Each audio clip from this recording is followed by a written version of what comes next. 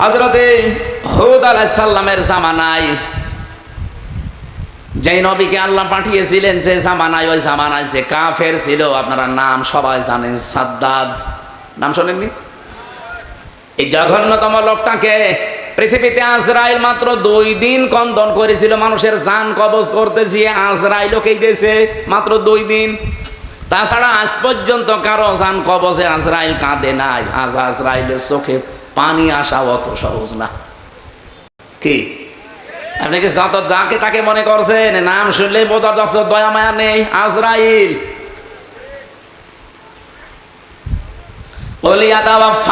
মালাকুল মাউতিল্লাযী ওয়াক্কিলা বিকুম সুম্মা ইলা রাব্বিকুম তুরজাউন।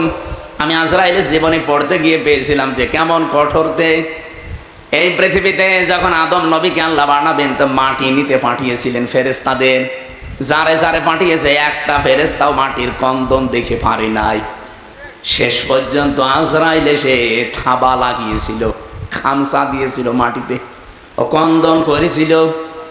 আজরাইল বলেছে, দেখেন আপনার কন্দনে আমার মন গলবে না, কারণ আমি আমার মালিকের নির্দেশ পালন করছি। অথচ এর আগে 3 ফেরেশতা কিন্তু এসেছিল, জিবরাইল, মিকাইল, ইসরাফিল। কন্দন দেখে তারা ভুলে গেছে, পারে নাই। হযরতে আজরাইল যখন এক খামসা দিয়েছেন, আমার মনে হয় এরকম মানুষ যদি এখানে আসে, আমরা অনেক অজ্ঞান হয়ে যাব। আরে চিন্তা করতে পারে, 60 হাত লম্বা, এদিকে মোটা হচ্ছে 36 হাত। এইরকম কঠিন এবং কঠোর হৃদয়ের একজন ফেরেশতা। তিনি বলেন, আমি জীবনে 2 দিন কন্দন করেছিলাম মানুষের জান কবজ করতে গিয়ে, তাছাড়া আমার কোনোদিন চোখে পানি আসে নাই। একদিন এই আজরাইল, এই সাদ্দাত যেদিন জন্ম নেয় ওই দিন, আর এই আর একদিন যেদিন ও মারা যায় ওই দিন। ও জন্ম হয়েছিল নদীর ভেতরে, সাগরে জাহাজ ডুবে গেলে ওর মা একটা কাঠের উপরে, তক্তার উপরে ভাসছিল। ওই সময় ওর জন্ম হয়। কাঠটা বুকের উপরে রেখে দিয়ে সন্তানটা কাঁধের উপরে রেখে এভাবে কষ্ট করে করে চলছিল। হঠাৎ আল্লাহ বললেন, আজরাইল, এই মহিলার জান কবজ করে নিয়ে আস।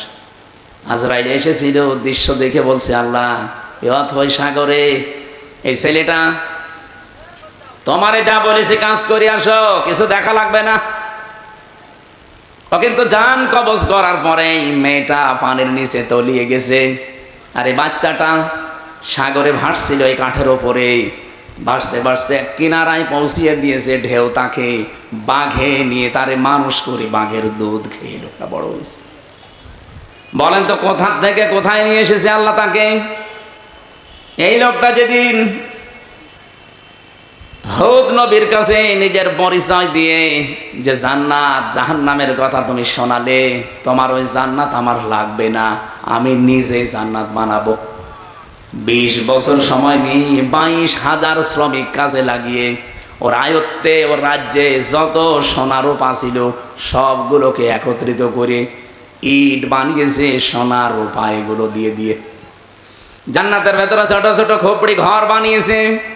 হোর আর গেলমানের নাম শুনেছিল?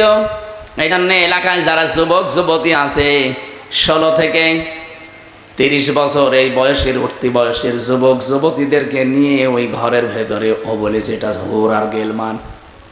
জান্নাত আজকে উদ্বোধন করবে। আমি ঘটনা বলার জন্য এখানে একটা শিক্ষা আছে, ভালো করে শুনবেন, কারণ আমাদের জন্য সামনে এটা হাসতে পারে। জান্নাতে যখন মেন গেটে যাবে আজকে উদ্বোধন করার জন্য, একটা পিপিলিকা যাবার মতো কোনো রাস্তা নেই, এত কড়া পাহারা চলছে। হঠাৎ করে দেখে জান্নাতের মেন গেটে একজন ফকির বেশে লোক বসা। তো দেখেই রেগে গেছে, এখানে ঢুকলে কি করি? ফকির বেশে লোকটা বলছে, বাদশাহ, একটু মাথা নিচ করেন ঘোড়ার পিঠ থেকে, আমি একটা কথা আপনাকে শোনাবো। বলে, এখন না, পরে তোমার কথা শোনা যাবে, আমি আগে জান্নাত উদ্বোধন করে নেই। হযরতে আজরাইল ছিল ফেরেশতা। উনি ডাক দিয়ে বলছে, দেখেন, আমি একবার যার কাছে আসি জীবনে ডবল আমার আর আশা লাগে না। আমি ফকির বেশে এসেছি, মনে হচ্ছে ফকির, আমি কিন্তু দুনিয়ার সাধারণ ফকির না, আমি আজরাইল। জানটা কবজ করবে। আল্লাহ রাব্বুল আলামিন নির্দেশ দিয়েছেন, ইযা জাজালুহুম লা ইয়াস্তাখিরুনা সাআতাও ওয়ালা ইস্তাকদিমুন। যখন যার কাছে আজল চলে আসে মানে মরণ, ওকে আমি 1 সেকেন্ড আগেও দেই না পরেও দেই না, নির্ধারিত সময় তুলে নেই। এই লোকটা জোর করে বলেছিল ফেরেশতা একটু সময় দাও, আমি শুধু বানানো জান্নাত এক নজর দেখেই চলে আসবো, তখন আমার জান নিয়ে নিও, আমার কোনো আফসোস নেই। ফেরেশতা বলেছে না, জান্নাতের চৌকাঠ পর্যন্ত স্পর্শ করার কোনো অনুমতি আমার কাছে নেই। ঘোড়ার পিঠ থেকে লোকটা তারপরও জোর করে নামতে গিয়েছে, ওখান থেকে জান কবজ করেছে ঘোড়ার পিঠ থেকে। তাফসিরে তাবারিতে দেখেছি জান্নাতের চৌকাঠ স্পর্শ করার আগে ও মাটিতে ত্রাস করে পড়ে গেছে। এখানে আমার কয়েকটা শিক্ষা পেলাম, আপনারা হয়তো টের পাচ্ছেন না, তাই আমি কিন্তু টের পেয়েছি। এখানে শিক্ষাগুলো কি? তাফসিরে তাবারি ও নাটোর বাসে আজরাইল বলেন, এই দিন ও যখন আমার কাছে অনুমতি চাইছিল যে 20 বছর একাধারে 22,000 শ্রমিক কাজ করে আমি বিশাল আকাঙ্ক্ষা নিয়ে আসি যে একটু প্রবেশ করে চলে আসবো, আল্লাহর নির্দেশ ছিল না। আমি এই দিন ওর জান কবজ করতে গিয়ে কেঁদে ফেলেছিলাম। তাহলে আজরাইল কেঁদেছে একটা লোকের জন্য জীবনে 2 বার, একবার ওর মায়ের জান কবজ করার সময়, একবার ওর জান। মুফাসসির বলেন কেন আল্লাহ তাকে চৌকাঠ পর্যন্ত স্পর্শ করতে দেয় না জানো? আর যখন হুদ নবীর কাছ থেকে জান্নাতের বর্ণনাগুলো শুনে শুনে জান্নাত বানাচ্ছিল, নবীকে বলছে কিভাবে আল্লাহ জান্নাত বানিয়েছে, তোমার তো ওই সহিফার ভেতরে আছে, ওই সহিফা থেকে বলো দেখি। আমাদের নবীকে আল্লাহ বড় কিতাব দিয়েছিলেন, অন্যান্য নবীদেরকে আল্লাহ ছোট ছোট কিতাব দিয়েছিলেন, ওইটার নাম কি? সহিফা। ওখানে জান্নাত জাহান্নামের বর্ণনা ছিল, কিছু উপদেশ ছিল। ওখান থেকে বর্ণনা শুনে শুনে যে জান্নাত এইভাবে এইভাবে আল্লাহ বানাবে, ও ঠিক ওই কায়দায় বানিয়েছে। যেহেতু স্বর্ণ রাখবে, রূপা লাগবে, স্বর্ণ এত পাওয়া যাবে কোথায়? যেখানে যা পাওয়া যায় নিয়ে আয়। ওই দেশে একটা বিধবা মেয়ে লোক, মা বাবা নেই, কিছুদিন আগে বিয়ে হয়ে স্বামীটা গেছে মারা। ওর পাইক পিয়াদা যারা আছে ওরা যে মেয়েটাকে বলছে ওইটা দিয়ে দাও, বাদশার স্বপ্ন পূরণে জান্নাতে কাজে লাগবে। মেয়েটা ওই দিন মাথায় গড়াগড়ি দিয়ে, মাটিতে গড়াগড়ি দিয়ে বলেছিল এটা নেবেন না, এটা আমার জীবনের শেষ সম্বল, আমার মা বাবা নেই, আমার স্বামীটাও নেই। জোর করে বাদশার এই স্বপ্ন পূরণের জন্য নিয়েছে। ওদিন মেয়েটা মাটিতে গড়াগড়ি দিয়ে এমন কন্দন করে বরদোয়া দিয়েছিল যে রব্বুল আলামিন আমার জীবনের শেষ সম্বলটুকু যে কেড়ে নিল, তাকে তুমি তার বানানো জান্নাত উদ্বোধন করা বসবাস করতে দিও না। আমি হাদিসে পড়েছি ইত্তাকি দাওয়াতাল মাজলুম ফাইন্নাহা লাইসা বাইনাহু ওয়া বাইনাল্লাহি হিজাব, মুসলিম শরীফের হাদিস। নবীজি বারবার উম্মতদেরকে নিষেধ করে গেছেন, উম্মতেরা আর যাই করো, মাজলুমের বরদোয়া থেকে নিজেকে বাঁচিয়ে রাখবা সব সময়, কারণ মাজলুমের বরদোয়া আর আল্লাহর ভেতরে কোনো হিসাব থাকে না। এই মেয়েটা যখন মাটিতে গড়াগড়ি দিয়ে কেঁদে কেঁদে বরদোয়া দিচ্ছিল, আমার আল্লাহ ওই দোয়াটা সঙ্গে সঙ্গে কবুল করে নিয়েছে, কারণ কোনো পর্দা নেই। এই লোকটা যেদিন উদ্বোধন করবে, দেখা তো দূরের কথা, চৌকাঠ পর্যন্ত স্পর্শ করতে পারে নাই ওই মেয়েটার বরদোয়ার কারণে। কি বুঝলেন আপনি এখান থেকে? কত জায়গায় কত অত্যাচার জুলুম করেছিল, কিন্তু এই একটা বিধবা, স্বামী হারা, মা বাপ হারা এতিম মেয়ের শেষ সম্বলটুকু কেড়ে নেওয়ার কারণে আল্লাহর আরশ পর্যন্ত ধাক্কা খেয়েছে। আপনি বলতে পারেন না যে 15.5 বছরে কত মানুষের আহাজারি এই জালেমার সাথে লেগেছিল, এমনি আল্লাহ এভাবে ধরেছে, কল্পনার বাইরে ছিল। আগস্টের 5 তারিখের 2টা পর্যন্ত কেউ জানে না যে ও পালাবে।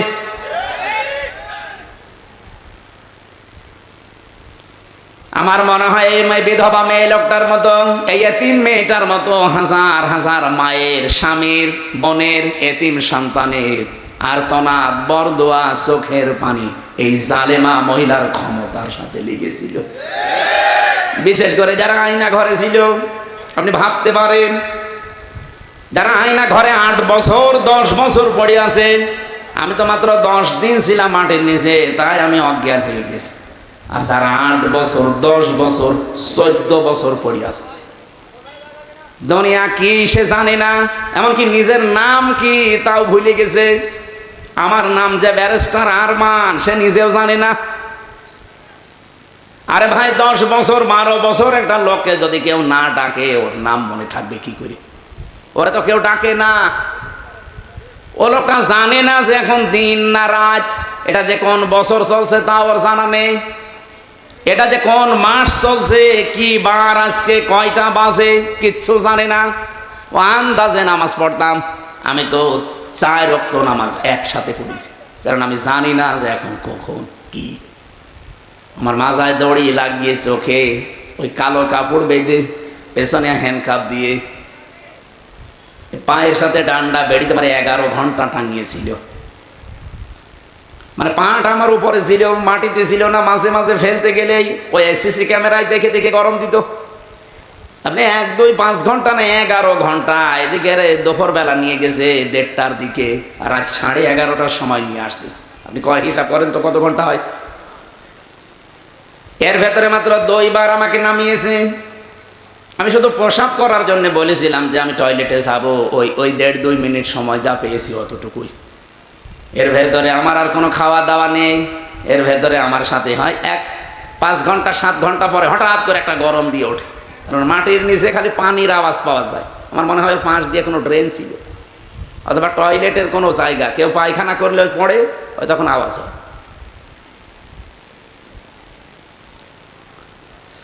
তাও তো আমি মিনিটায় ছিলাম। বিগটা কত কঠিন হতে পারে বলেন? আমি ব্যারিস্টার আরমান ভাইয়ের মুখে নিজে শুনেছি যে এদিকে 3.5 হাত, এদিকে 3.5 হাত, সামনে আবার একটা টয়লেট দেওয়া আছে। আমাদেরটাও টয়লেট ছিল, এদিকে 3.5 হাত, এদিকে 2.5 হাত, সামনে টয়লেট ছিল, কিন্তু টয়লেটের আবার নেই। এই হালকা 1-1.5 হাত মতো একটা দেওয়া আছে, দেওয়াল দেওয়া আছে। বসলে দেখা যায় না, দাঁড়ালে দেখা যায়। ওরা বসে থাকে একেবারে গেটের সামনে। বলেন আপনার টয়লেট হবে কি করে? আমি একটা যুবক মানুষ, আর এরকম একটা যুবক পুলিশ যদি বসে থাকে, এই কঠিন পরিস্থিতিগুলো যারা তৈরি করেছিল, কত মানুষের তাহাজ্জুদের চোখের কন্দন পানি ওই জালেমার চেয়ারের সাথে লেগেছিল। এমনি আল্লাহ ধরেছে। সাদ্দাতকে তার এত স্বপ্ন সাদের জান্নাত ভোগ করতে দেয়নি, স্পর্শ পর্যন্ত করতে দেয়নি, খালি একটা মেয়ে লোকের চোখের পানি বরদোয়ার কারণে। আর আপনার সাথে কত মহিলার, কত স্বামী হারা, সন্তান হারা মা বাবা, তাদের চোখের পানি মিলে আছে। আমার এখন যেটা মেজো মেয়ে, ওটা তো ছোট ছিল, ওরা আমি 7 মাস রেখে গিয়েছিলাম। এখন এসে আবার বয়স প্রায় 4.5 বছর। এর যে কত কন্দন করেছে। এমনকি এই যে পুলিশ এসে ভ্যানে করে আমাদের নিয়ে যায়, পিছন ভ্যানে আমার এই মেয়েটা এরকম ঝুলিয়েছিল। এ ছবি দেখেননি? আমার মনে হয় ছবিটা দেখে তামাম দুনিয়াকে দিয়েছে ওই দিন।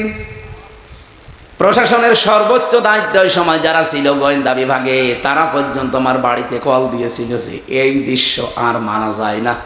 আমরা এতদিনও জানতাম যে হুজুরের কোনো দোষ নেই, এখনো জানি, কিন্তু আমাদের হাত বাঁধা ছিল। কিন্তু না, এই দৃশ্য দেখে মানুষ আর ঠিক থাকতে পারে না।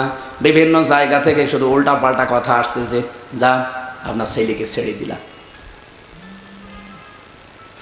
আমার ভাইরা, আমি এখান থেকে তাফসিরের যে শিক্ষাটা দিতে চাই আমি নিজে এবং আপনাদেরকে, শুধু আপনাদের না, এটা রেকর্ড হচ্ছে, সারা পৃথিবীর মানুষ যারা আছে, জুলুম করলে কিন্তু কাঙ্ক্ষিত স্থানে পৌঁছানো যায় না।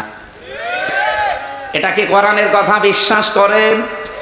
এজন্য আগামীতে কেউ যদি আসেন দায়িত্বে, জুলুম করবেন না। তাহলে আপনি যে টার্গেট নিয়ে এগিয়ে যাচ্ছেন, ওই টার্গেট ফিল আপ হওয়ার আগে আপনি পড়ে যাবেন। আমার কথা বোঝা গেছে? ইন্নামা নুমলি লাহুম লিয়াজদাদু ইসমা ওয়া লাহুম আযাবুম মুহিন। সূরা আলে ইমরানে আছে 4 নাম্বার পারা, 12 নাম্বার পৃষ্ঠা, 9 নাম্বার লাইনে পাবেন। এটা শেষের অংশে আছে। আল্লাহ তাআলা বলেন, কোন মানুষ যদি জুলুম করে, পাপ করে, সীমা লঙ্ঘন করে ফেলে, তখন আমি আল্লাহ ওকে আর ছাড় দেই না, তখন ওকে কঠিন এবং অপমানজনক আযাবের ভেতরে ফেলে দেই।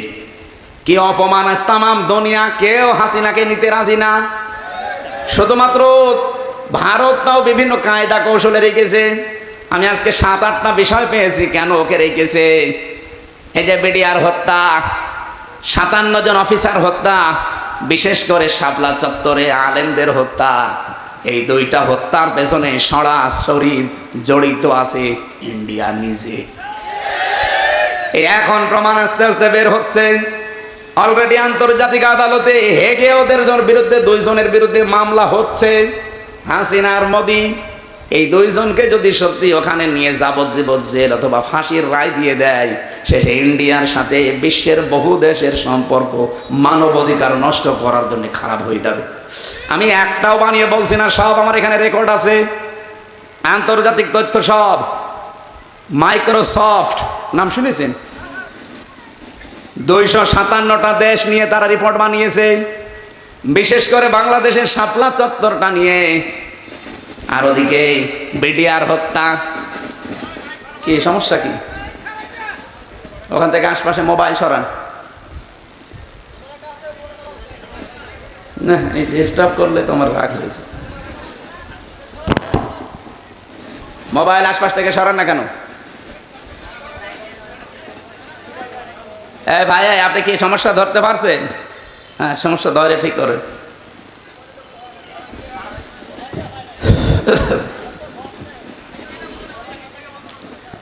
আমার ভাইরা, যে কথা তুলেছিলাম এখান থেকে আমার নিজের কাছে এই কথা মনে হচ্ছে। আমি নিজে যেহেতু রিপোর্টগুলো গতকালকে পেয়েছি, আর আমি বলছি একটা আমার নিজের না, খ্রিস্টানদের বানানো রিপোর্ট। ওরা তো আমার বন্ধু না, মুসলমানদের বন্ধু খ্রিস্টানরা। ওরা যখন এগুলো দিয়েছে, আগস্টের 5 তারিখের পর থেকে আজকে মে মাসের 5 তারিখ চলছে, এই একাধারে 9 মাস বারবার ইন্ডিয়া এদিকে বিএনপিকে ধরে, জামাত ইসলামকে ধরে, রাজনৈতিক যত দল আছে বড় বড় তাদেরকে বারবার, বিশেষ করে সেনাবাহিনী যারা আছে এদেশে, এদেরকে চেষ্টা করেছে যে কোনো কায়দায় যেন এটা বন্ধ করা যায়। এটা বন্ধ ইউনুস করেনি, এটা অলরেডি চালু হয়ে গেছে। আন্তর্জাতিক আদালতে মামলা অলরেডি হয়ে গেছে, এখন এদেরকে ডাকা আরম্ভ করবে সামনে। ইন্ডিয়া বেশ ভালোভাবে জানে, প্রমাণ সব তো আছে ইন্টারনেটে। শাপলা চত্বরে কিভাবে কি করেছেন সব প্রমাণ এখন বের করে ফেলছে। পৃথিবী এত উপরে চলে গেছে। এখন যদি সত্যিই মোদির বিরুদ্ধে এই মামলা হয়ে রায় হয়ে যায় হেগে, আন্তর্জাতিক আদালতে হেগে যদি সত্যি রায় হয়ে যায়, আপনি বিশ্বাস করেন সামনে ইন্ডিয়ার সাথে বড় বড় চুক্তি বিশ্বের যেগুলো আছে সব তারা মানব অধিকারের দোহাই দিয়ে বন্ধ করে দেবে। ওদের সাথে ব্যবসার চুক্তি বন্ধ, ওদের দেশের লোক আরো বাইরে যারা আছে ওদের সব পাঠিয়ে দেবে। সে তো ধুতি পরে আছে, ধুতি খুলে বাকি যা আছে ওটা বেরিয়ে যাবে। ও কি পাগল হয়েছে এমনি? এই কারণে হঠাৎ করে এখন মুসলমানদের উপর অত্যাচার আরম্ভ করেছি, যেন বিশ্বের দৃষ্টি এখন অন্যদিকে যায়। আরে বিশ্বের মানুষ আপনাদের মতো গরুর মুত খায় না। আমরা জাতে মাতাল হলো তাহলে ঠিক আছি। এই জন্য অনেকে এখন মুখ ফিরে নিচ্ছে, কাউকে যখন রাজি করতে পারে নাই, বহুবার চেষ্টা চালিয়েছিল। আপনি দেখেননি, বারবার জামাত ইসলাম বলেন, বিএনপি বলেন, রাজনৈতিক দল বলেন, ধর্মীয় যারা আছে তারা বলেন, বারবার আমরা চাচ্ছিলাম তাড়াতাড়ি নির্বাচন দিয়ে দেন, দিয়ে দিলে কি হবে, ইউনুস চলে যাবে, ওরা আবার কনভেনশন করে সব ঠিক করে ফেলবে। আর ও চাচ্ছিল যদি এভাবে অন্তত 2 বছর কেটে যায় তাহলে দেশ কন্ট্রোলের বাইরে চলে যাবে। অলরেডি এখন সামরিক একটা ঘাঁটি তৈরি হচ্ছে। আপনি দেখেছেন এই কয়েকদিনের ভেতরে মোদির মুখ শোকাতে শোকাতে এখন মনে হচ্ছে বান্দরের পেছন হয়ে গেছে। সামনে আরো কয়েকটা গেম আসতেছে। ইউনুস ভালো কি খারাপ এটা আমি জানি না, উনি কাকে কে ওনাকে চালাচ্ছে এটা আমার দেখার দরকার নেই, কিন্তু আমরা ইন্ডিয়ার এই বলয় থেকে বের হতে চাই। কারণ এই শয়তানরা 54 বছরে উপকার করেছে, যা যদি 10 টাকার উপকার করে 90 টাকার ক্ষতি করেছে। আর সবচাইতে বড় ক্ষতি হচ্ছে আল্লাহর ঘরগুলো তারা ভাঙছে। এর চাইতে আর কি ক্ষতি হতে পারে মুসলমানের? আমার ঘর ভেঙে দিলে আমার এত কষ্ট লাগতো না, এই কথা বলছে না কেন? 1500 বছর আগে একবার আল্লাহর একটা ঘর ভাঙতে এসেছিল। কে? আব্রাহা। কে কি করেছে আল্লাহ দেখেছেন? কাসফিম মাকুল বানিয়ে দিয়েছে। আর এই শয়তানরা আল্লাহর একটা ঘর সে তো ভাঙতে পারে না, শুধু ভাঙার জন্য এসেছিল। আরে অলরেডি ভেঙ্গে ভেঙ্গে সব মাটির সাথে গড়িয়ে ওই জায়গায় এখন মন্দির উদ্বোধন করছে আর মিথ্যা ধোয়া তুলছে। দিনের পর দিন যায় আর ধোয়া তোলে যে এখানে 500 বছর আগে নাকি মন্দির ছিল।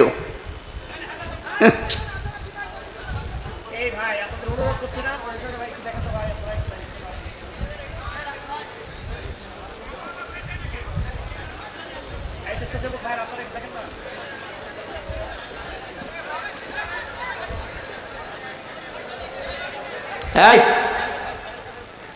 যাক, যার ভালো লাগছে না চলে যা। ওই একা যাচ্ছে আবার আরেকজনকে ডেকে নিয়ে যাচ্ছে, ওটা ধরেন তো। আপনি আস্তে করে চলে যেতে পারছেন না? নাটোর পাশে যেহেতু রাজনৈতিক মহল অনেক বড়, ওই মানুষগুলো চিন্তা ভাবনা করবে আমি তো আর রাজনৈতিক ময়দানের বড় নেতা না, আমি একজন কর্মী মাত্র। আমি একটু টাচ দিলাম যতটুকু পেয়েছি আপনাদের। জুলুম যারাই করবে, এই যে মোদি আজ যে জুলুম করছে, ও যে টার্গেট নিয়ে যাচ্ছে, কোরআন 100% সত্য বিশ্বাস করি, ও জীবনেও সাদ্দাদের মতো টার্গেটে পৌঁছাতে পারবে না। টার্গেটে পৌঁছানোর আগেই দেখবেন পড়ে যাবে। চা বিক্রি করতো, পরবর্তীতে দেখবেন তামাক বিক্রি করবে, নিচে নামিয়ে দেবেন আল্লাহ। চা বিক্রি করতো, ওরা তামাক বিক্রি করাবে।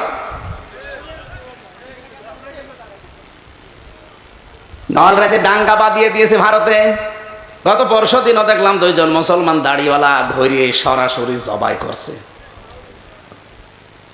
এখন ওর হাতে আর দুনিয়ার কিচ্ছু নেই, শুধু এইটাই আছে পুঁজি যে মুসলমানদের বিরুদ্ধে হিন্দুদের উস্কিয়ে দিয়ে এদের দাঙ্গা তৈরি করে একটা ফায়দা লুটবে, ঘোলা পানিতে মাছ শিকার।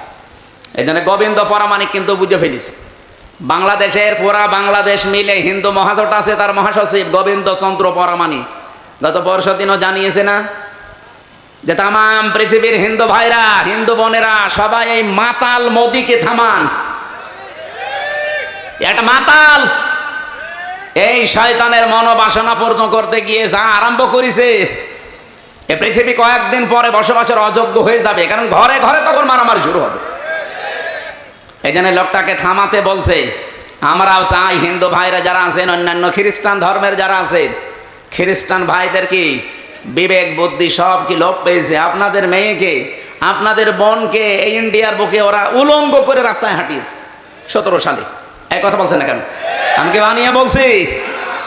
আপনাদের মাকে, বোনকে, মেয়েকে যারা উলঙ্গ করে রাস্তায় হাঁটাতে পারে, তাও রাজপথে, আপনাদের কি বিবেকে কুকুরে পোশাক করেছে? বিবেকটা জাগ্রত হচ্ছে না? অন্তত উগ্রপন্থী, সন্ত্রাসী, জঙ্গি এই যারা আছে এদেরকে থামানো দরকার এখনই, নাই তো এ বাতাস বাংলাদেশে আসলো বলে তখন আমরা নিজেরা কামড়া কামড়ি করে মরা লাগবে। ওরা এমনি বারবার এই হাওয়া দিয়েছিল, কিন্তু বাংলাদেশের মানুষ যাই হোক কোনো হাওয়াতে ফলে না। ফুটবলকে একবার একজন জিজ্ঞাসা করছে যে এত লাথি খাও কেন? বলছে ভাই আমি মানুষের পামে ফুলি, লোকে আমার হাওয়া দিয়ে ফোলায়, এই জন্য লাথি দেয়। আমি তো নিজে ফুলতে পারি না, আমি যদি নিজে ফুলতে পারতাম তাহলে আমাকে কেউ হাওয়া দিত না, আর আমাকে কেউ লাথি দিতেও পারতো না। মানুষ যেহেতু আমারে পাম দেয়, হাওয়া দেয়, আমি ফুলে উঠি, আবার লাথিও দেয়। তো অন্তত আমরা আর কোনো কারোর পামে হাওয়ায় ফুলতে রাজি না। সে আমেরিকা বলেন, ইন্ডিয়া বলেন, চীন বলেন, রাশিয়া বলেন, কারো হাওয়া পেয়ে ফুলতে পারবে? আমরা ফুলতে চাই আমাদের নিজেদের হাওয়ায়। এই কথা বলে না কেন? আমার কথার অর্থ বোঝেননি? আমরা ফুলতে চাই কার হাওয়ায়? হঠাৎ করে 54 বছর পরে নারী কমিশন যতগুলো রিপোর্ট দিয়েছে, একটাও কোরআনের সাথে মিলছে কেন? এই মহিলাগুলো আগে 54 বছর ছিল না? ছিল। হঠাৎ এটার পেছনের রাঘব বোয়াল আছে, কারা আছে এখন টের পাওয়া যাচ্ছে। 13 জন মানুষকে, 10 জন মানুষকে আপনি কমিশন বানালেন। এই 10 জন মানুষের ভেতরে সেই মহিলাগুলোর চেহারা দেখলাম, সব টিপ পরা। কি কথা বলছেন না কেন? এইগুলো এই 15.5 বছর এই জালেমা মহিলাকে টিকিয়ে রাখার জন্য বিভিন্ন কথা বিভিন্ন সময় বলতো। এই দেশে কি শুধু ওই 10 জন আর মহিলা নেই দেশে? ডক্টর নাসিমা হাসানকে নেওয়া যায়নি?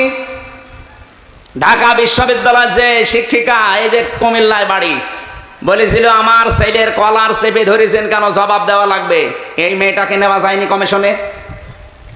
তাহলে উল্টাপাল্টা রিপোর্ট দিতে পারতেন না? এমন এমন রিপোর্ট দিয়েছে, শয়তান পর্যন্ত চিন্তা করছে যে আমিও তো এ চিন্তা করি না। ওদের প্রথম রিপোর্টে কি দেখেছেন? যে কোনো স্বামী যদি স্ত্রীর সাথে সহবাস করতে চায়, স্ত্রী যদি বলে না আমার এখন হবে না, এরপরও স্বামী যদি সহবাস করে তাহলে ধর্ষণ মামলা হবে। ধর্ষণ মামলা হলে জজ রায় দেবে, ধর্ষণের বিচার কি ফাঁসি? কথা বলছে না কেন? তা আপনার কি মনে হয় এই রিপোর্ট শুনে বলেন তো? ভালো। তা আপনি রায় দেওয়ার জন্য তো সাক্ষী লাগবে। তা এখন মানুষের মনের অবস্থা তো আর কেউ জানে না। একই জোর করেছে আর স্ত্রী কি রাজি হচ্ছিল না, এটা তো স্বামী স্ত্রী ছাড়া কেউ জানে না। এখন ওই জায়গায় সাক্ষীর জন্য আপনাকে মানুষ বসিয়ে রাখা লাগবে, অথবা ইউটিউবারদের রাখা লাগবে। আমার মাঝে মাঝে এই যে 318 পৃষ্ঠা পুরাটা পড়লাম, পরে আমার মনে হচ্ছে এগুলো মেয়াদ উত্তীর্ণ গাঁজা খেয়েছে। মানে মেয়াদ আলা গাঁজা খেলেও মানুষ এত নিচে নামে না, এই মেয়াদ পার হয়ে গেছে, ওই গাঁজা খেয়ে পোড়া মাতাল। এই জন্য এদেরকে এই নাটোরের পাশের জেলা পাবনায় পাঠানো দরকার। এরকম মানুষ বাইরে থাকলে সব সমাজ নষ্ট করে ফেলবে। কথা বলে না কেন? এটা তো 1 নাম্বার গেল, আর বাকিগুলো তো আরো খারাপ। 2 নাম্বারে দিয়েছে যে দেহ আমার সিদ্ধান্ত আমার। দেহ আমার সিদ্ধান্ত আমার মানে দেহ কার?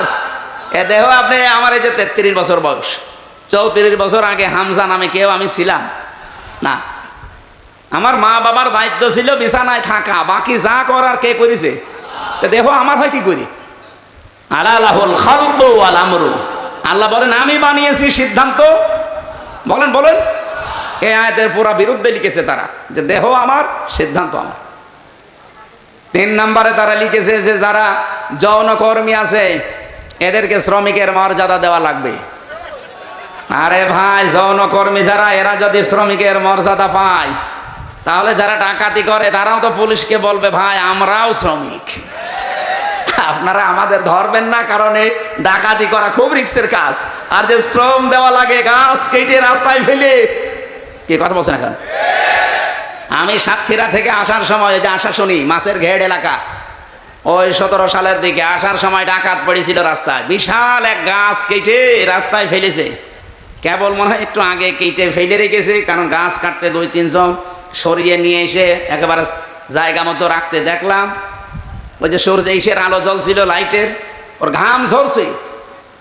এখন আমি কাজ খুলে দিলাম, আমার দিকে তাকিয়ে বলছে হুজুর আপনার টাকাও নেব, আল্লাহ মাফ করবে। আরে সবাইটা যা আছে নিয়ে আমার গাড়িটা আগে ছেড়ে দিই। আল্লাহরে বিশ্বাস আছে। কি বলছে? ও বলছে আমাদের এলাকায় আপনি মাহফিলে এসেছিলেন, আপনাকে আমরা চিনি, আপনার টাকাও নেব, আল্লাহ মাফ করবে, আপনি চলে যান। মানে গাছ এত কষ্ট করে ফেলে রেখেছো, ঘাম ঝরছে কপাল দিয়ে। ওরা তো তারপরের দিন প্রশাসনকে বলতে পারতো না যে ডাকাতি করা কি কষ্ট, আপনারা তো টের পান না? গাছ কেটে 4-5 জন নিয়ে রাস্তায় ফেলে রাখা লাগে। এই দেখেন ঘাম ঝরছে, আমরা শ্রমিক। ওরা বলতে পারে না যে আমরা শ্রমিক? তাও তো ওদের শ্রমটা অন্তত হচ্ছে, এটা জুলুম হচ্ছে তারপরও। কিন্তু যারা যৌনকর্মী এদের উপরে কি জুলুম করলেন আপনি? বলেন, আপনি কি কি একটা ন্যায় বিচার দিলেন তাদের উপরে? আমার মনে হয় আপনি পার্সেন্টেজ খুঁজে দেখবেন, রাজবাড়ির এই দৌলতপুর ঘাটে, যশোরের এই জায়গায়, আর নারায়ণগঞ্জেরটা তো বন্ধ হয়ে গেছে, যেখানে যেই পতিতালয় ছিল ওখানে যে দেখেন যত মহিলা আছে, একটাও নিজের ইচ্ছা করে আমার মনে হয় যায়নি, গেলেও খুব কম। হয়তো ধোকায় পড়ে গেছে, প্রবঞ্চনার শিকার হয়ে, অথবা প্রেমে ছাকা খেয়ে যে কোনো কায়দায় ওখানে গেছে, যে আর বেড়াতে পারে না। প্রতিদিন এই যে 8টা 10টা 15 20টা পুরুষের সাথে তারা কি প্রোটেস্ট কিছু নেয়? কিভাবে তাদের ব্যবহার করছে? আপনি যে বিশ্ব স্বাস্থ্য সংস্থা যে রিপোর্ট দেয়, স্বামী বাদে অন্যের সাথে মিলন যারা করে এদের এই যে HIV কি বলে এটারে, এইডস হওয়ার সম্ভাবনা 100 ভাগের 99 ভাগ।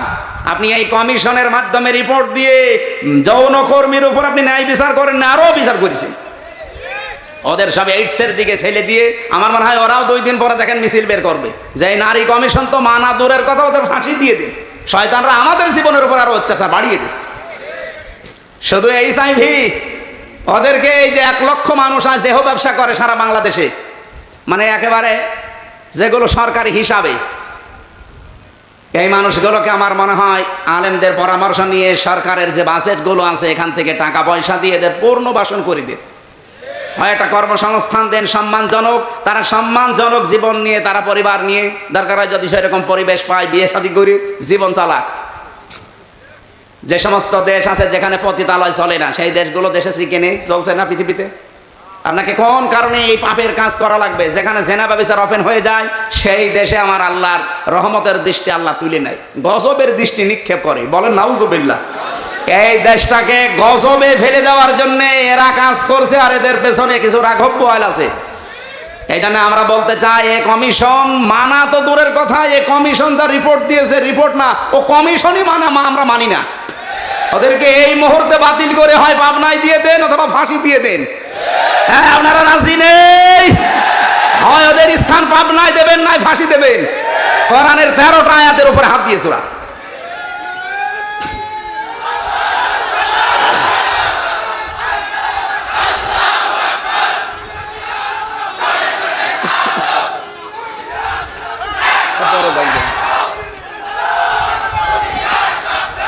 আমার ভাইরা,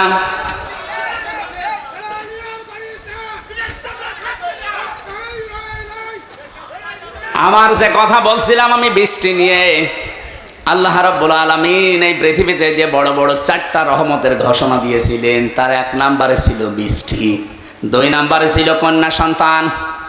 কিন্তু আমরা কন্যা সন্তানের নাম শুনলে বা আসলেই আমাদের বাবা যারা, অনেক বাবা মন খারাপ করে।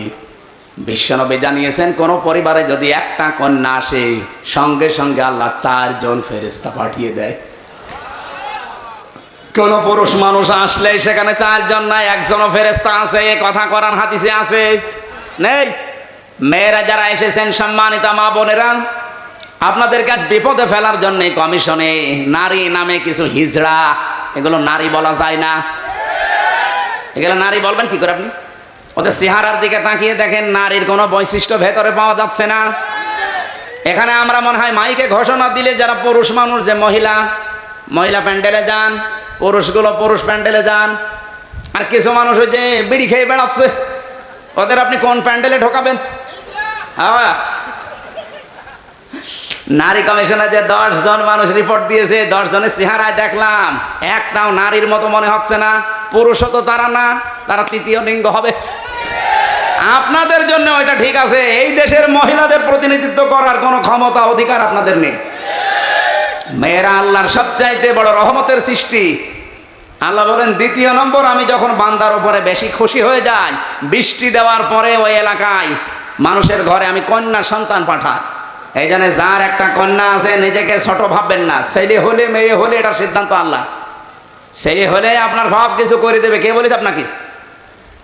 মেয়ে হলে দুনিয়া আখেরাত দুইটাই উজ্জ্বল হয়ে যাবে। দুনিয়া তো আছেই, যদিও আমাদের এই দেশে ইসলাম না থাকার কারণে মেয়েদের অনেক অধিকার নষ্ট হচ্ছে।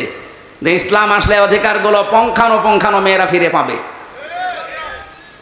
ওরা মেয়েদের নাম দিয়ে বলেছে এদের অধিকার নেই, সমান অধিকার এদের দেওয়া লাগবে। কিভাবে দেবেন আপনি?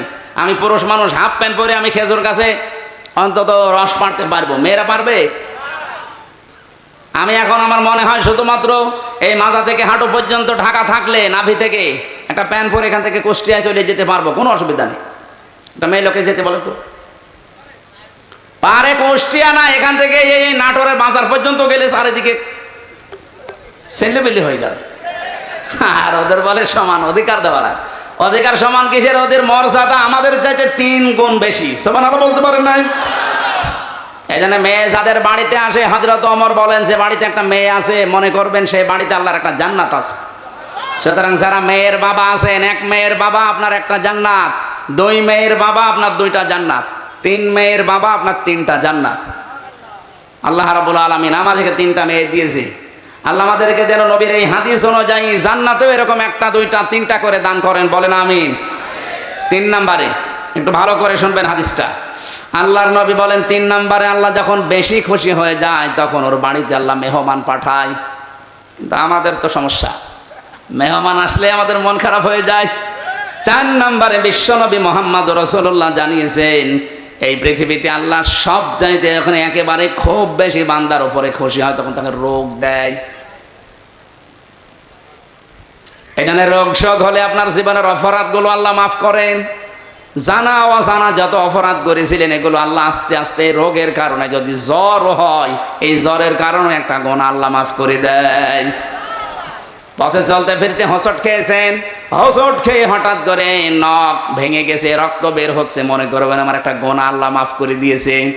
এই জন্য রোগ শোক হলে আল্লাহর কাছে শিকায়েত করা না, অভিযোগ করা না, আরো শুকরিয়া করা দরকার। যদিও দুনিয়ায় কষ্ট হচ্ছে, এই কষ্টের মাধ্যমে আমার জীবনের পরবর্তী যে জীবন আমার আখিরাতের শুরু হচ্ছে, এটা শান্তি, স্বস্তি এবং কল্যাণময় আল্লাহ করার চেষ্টায় আছে। সুবহানাল্লাহ। নবীজি বলেন 4টা রহমত তো মানুষ খারাপভাবে অসন্তুষ্ট হয়, পছন্দ করে না, কিন্তু 4টা গজব আছে দুনিয়ায়। এই 4টা গজব পেলে মানুষ খুব খুশি হয়। 1 নম্বরে যৌতুক। এটা কি? এটা গজব। এইটা পেলে আমরা খুশি না বেজার? সে হুজুর বলেন আর খেজুর বলেন, সবাই যৌতুকের জন্য খুশি, অথচ যৌতুকের টাকা খাওয়া আর পায়খানা খাওয়া এটা সমান না? না, সমানও না। কারণ পায়খানা খেলে একটা গোনা হয়, আর যৌতুকের টাকা নিলে ডবল গোনা হয়। একদিকে তো কবিরা গোনা, আর একটা জুলুমের গোনা। মেয়ের বাপের খুশি ছাড়া, তার মন থেকে খুশি হওয়া ছাড়া তার বাড়িতে ছেলের বাড়ির লোকজন যে একটা পান খাওয়া জায়েজ নেই। কি কথা বলছেন এখন? আমি কি বানালাম এটা? হাদিস।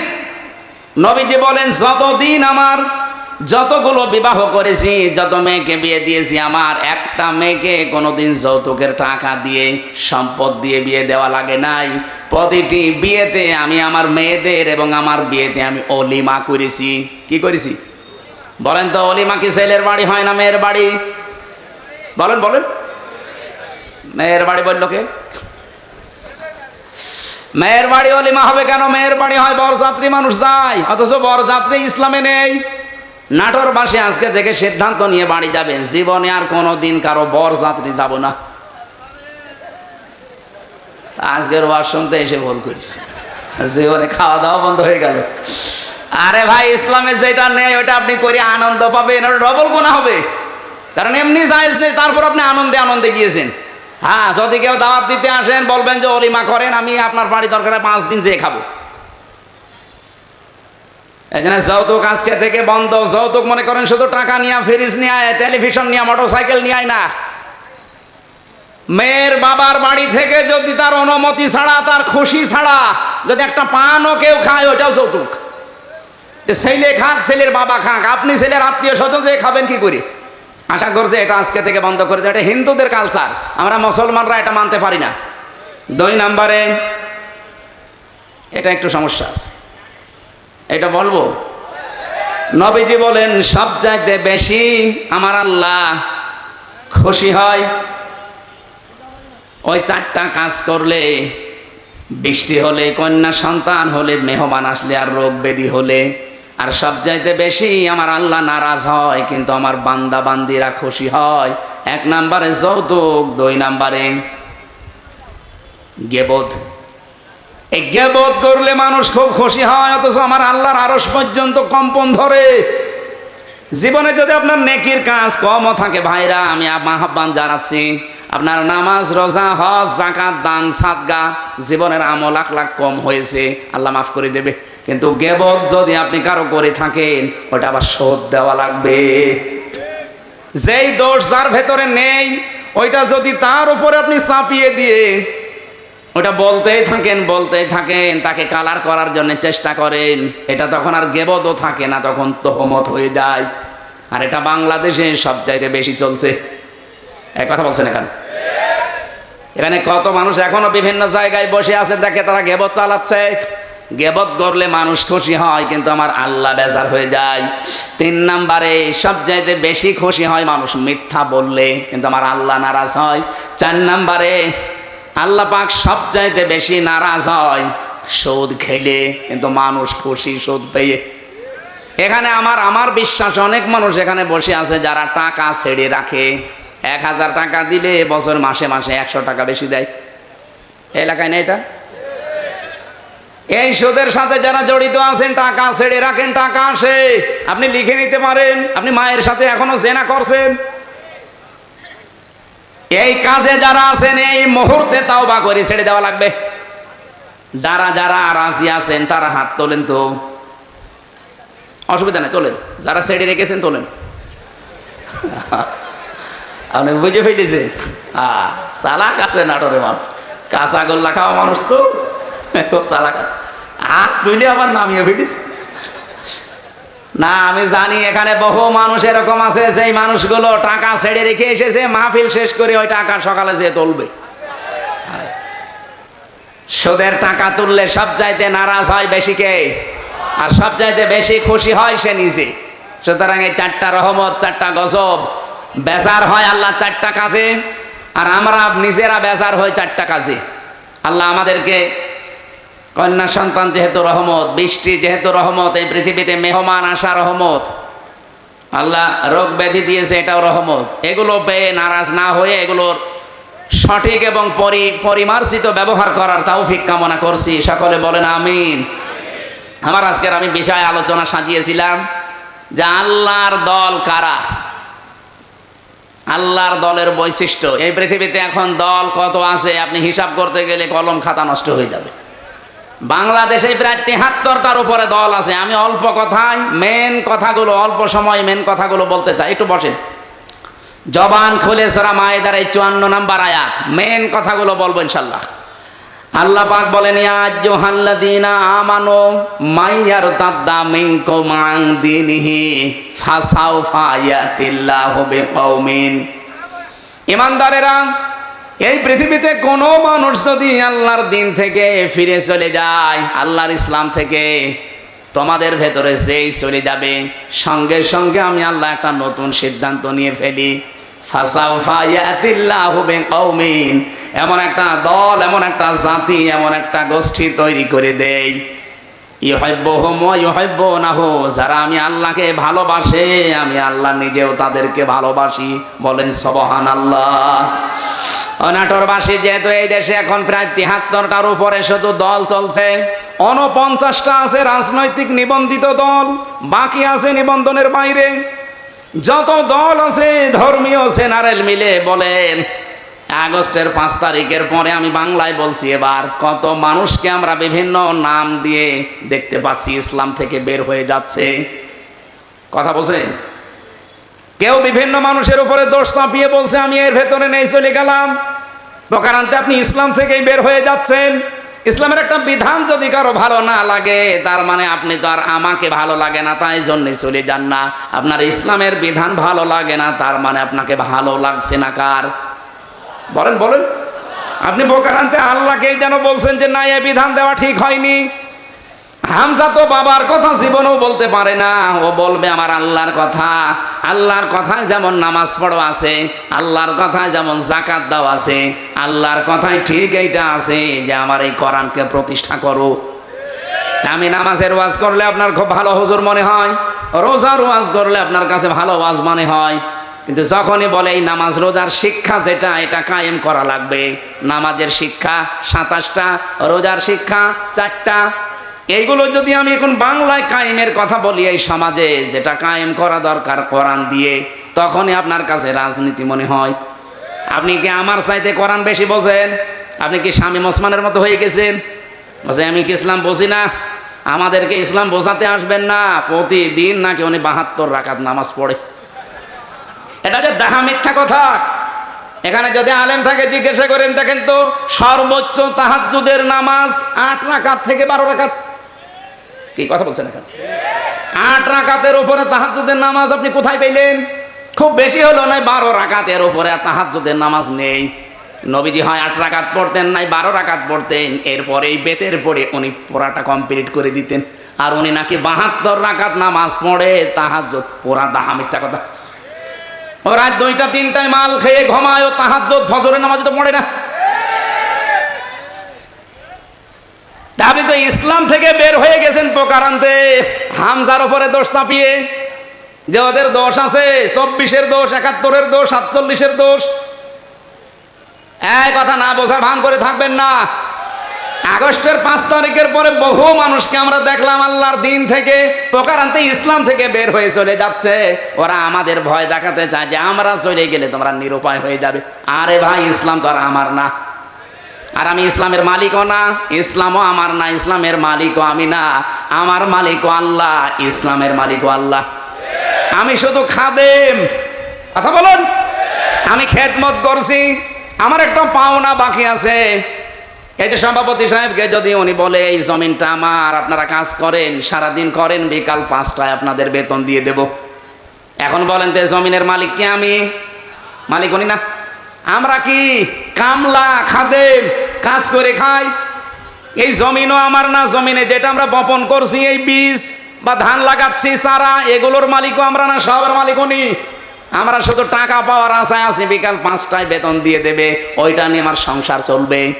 নাটোরবাসী, এই বাংলাদেশের এই জমিনটা আমার আল্লাহর, এ কোরআনও আল্লাহর, জমিনে আল্লাহর, কোরআন আল্লাহর। ওনার জমিনে ওনার আইন, ওনার কোরআন প্রতিষ্ঠা করবে এই দেশে যারা আল্লাহর খাদেম, গোলাম, বান্দা, তারা আল্লাহর বান্দা দাবি করে, যারা আল্লাহর কোরআনের আইন বাদ দিয়ে মানুষের তৈরি করা আইন কায়েম করতে চায়, আল্লাহর কসম এই মানুষগুলো বেতন পাওয়া দূরের কথা, ওদের খবর আছে।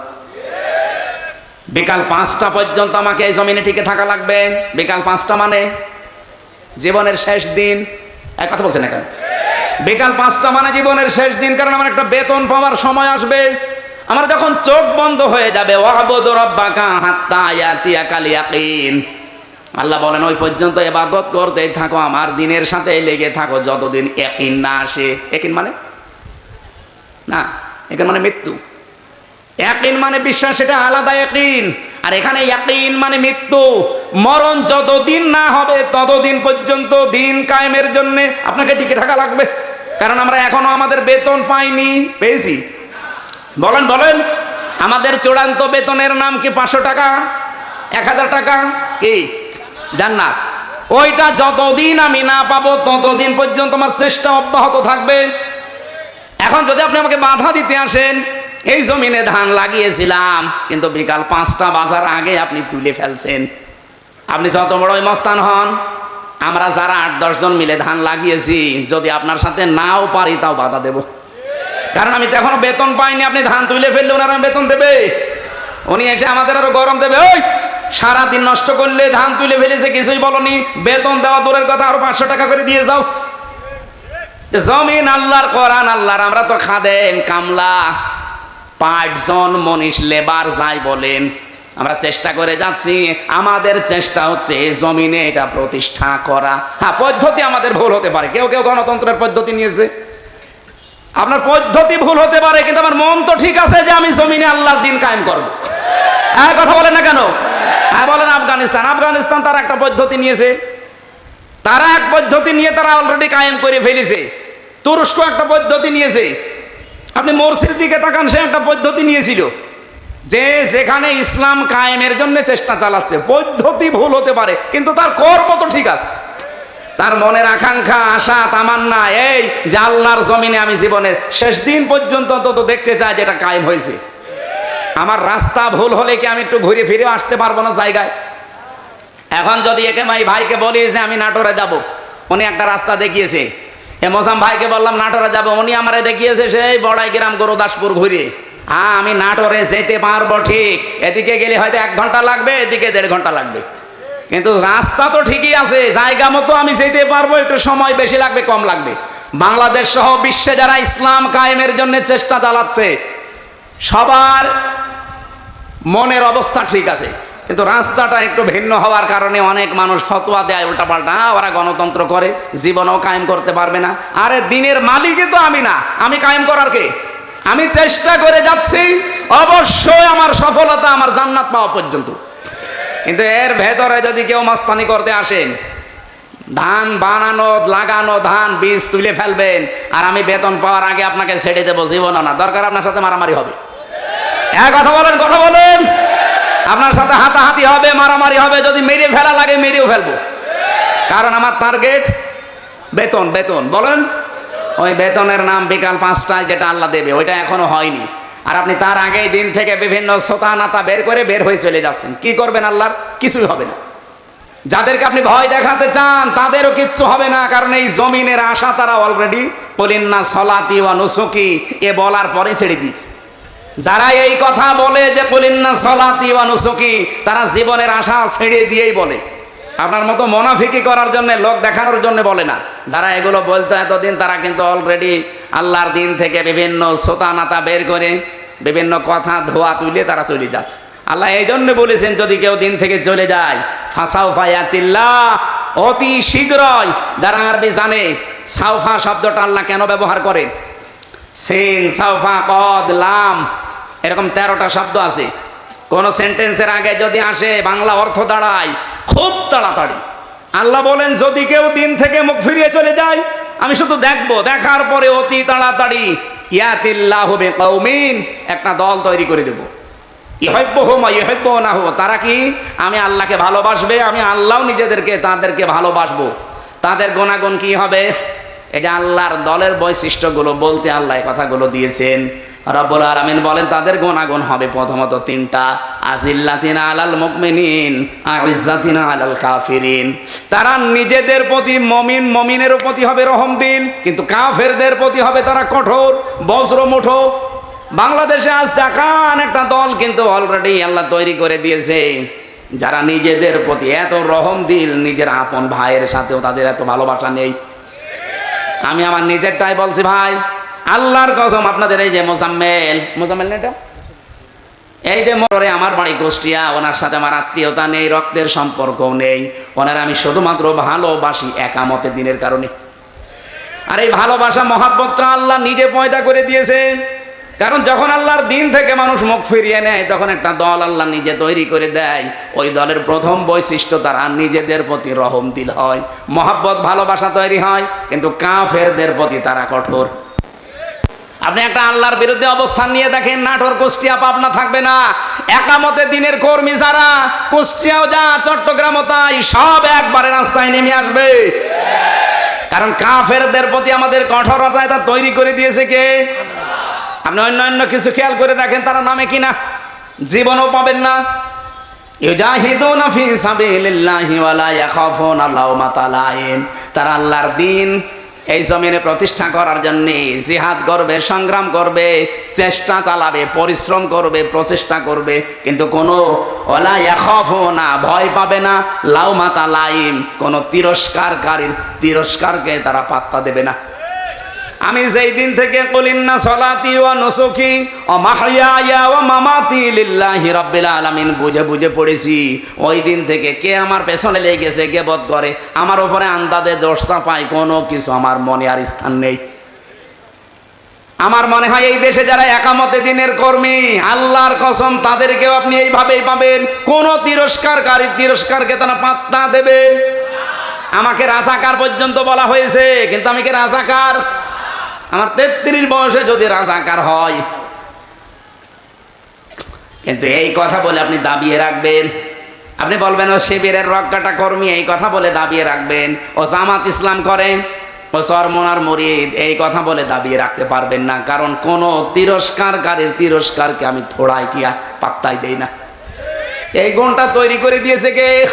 আল্লাহ বলেন যালিকা ফাদলুল্লাহ, এটা আল্লাহর অনুগ্রহ, যাকে তাকে আল্লাহ দেয় না। ইউতিহি মাইয়াশা, যাকে আল্লাহ ইচ্ছা করে তাকে দেয়। সুতরাং এই বাংলাদেশে আল্লাহর দলের বৈশিষ্ট্য 3টা পেলাম। তারা নিজেদের প্রতি রহমদিল হবে, কাফেরদের কোনো বিধান যদি দেখে, কাফেরদের কোনো কাজ কারবার দেখলে তারা বজ্রকণ্ঠ হয়ে যাবে।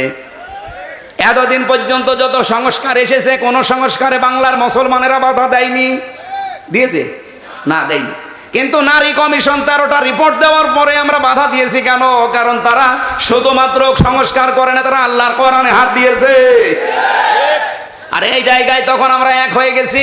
হেফাজত নেই, চরমনা নেই, জামাত ইসলাম নেই, খেলাফত নেই, সব তখন বাংলাদেশে এক। আপনি দেখেননি, সব এক হয়ে বলেছে না এটা তো মানা দূরের কথা, এ কমিশনই মানি না। আমিরে জামাত ডাক্তার শফিকুর রহমান এটা বলে নাই যে কমিশন তো দূরের কথা, ও কমিশনই মানি না। যদি বেশি ঝামেলা করেন আবার কিন্তু আগস্টের 5 তারিখ আসতেছে। এটা তো আমরা এই এতদিন পর্যন্ত যত সংস্কার করেছেন কোন জায়গায় বাধা দেয়নি, কারণ ওই জায়গায় আল্লাহ রাসূলের বিরুদ্ধে পাইনি। এবার পেয়েছি সরাসরি আল্লাহর বিরুদ্ধে। আজিল্লাতিন আলাল মুমিনিন আইজ্জাতিন আলাল কাফিরিন।